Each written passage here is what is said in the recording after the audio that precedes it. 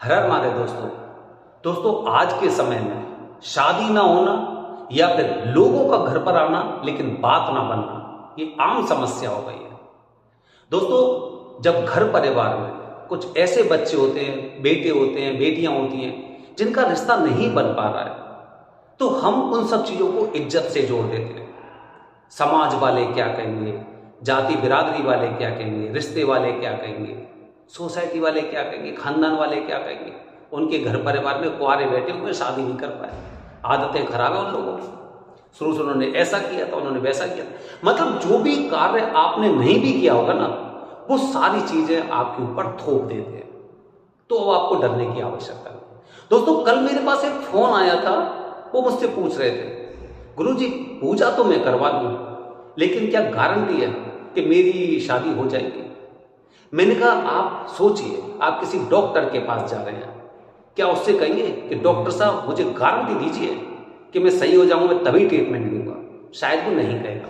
लेकिन हम लगभग 100% रिजल्ट हमारे द्वारा कराई गई पूजा का रहा है। करीब मान के चलिए 1 साल के अंदर ऐसे लोगों के संबंध बने, शादी के लिए बात पक्की हुई है। अन्यथा इंतजार करते रहते थे, फोन आएगा फोन आएगा फोन आएगा, बात बनेगी बनेगी नहीं बनेगी।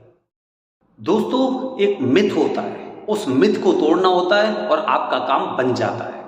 जैसे कि लड़के के लिए हम अर्क विवाह करवाते हैं मंगलनाथ मंदिर उज्जैन में, घर पर नहीं, और लड़की के लिए कुंभ विवाह करते हैं। तो जैसे ही शादी हो जाती है तो जो मिथ लगा हुआ था ना वो मिथ आपके जीवन में से टूट जाएगा। उदाहरण के लिए आपके घर परिवार में जो बुजुर्ग लोग हों उनसे पूछना, जब शादी के बाद किसी दंपति को बच्चे नहीं होते थे, 2 साल निकल गए, 4 साल निकल गए, 5 साल निकल गए, 10 साल हो गए, तो क्या होता था? उस मिथ को तोड़ा जाता था। कैसे? देवरानी के या जेठानी के या बहन के वो बच्चों को गोद लेते थे और उसके पश्चात 2-3 साल के अंतराल पे ही और उनके बच्चे हो जाते थे। ये हमने देखा है, आप अपने घर परिवार में देखना। तो दोस्तों इसी तरह वो मिथ तोड़ना है और निश्चित रूप से हमारा जो रिजल्ट रहा है वो करीब 100% के आसपास का रहा है। 1 साल के अंदर आपकी बात तो बननी है।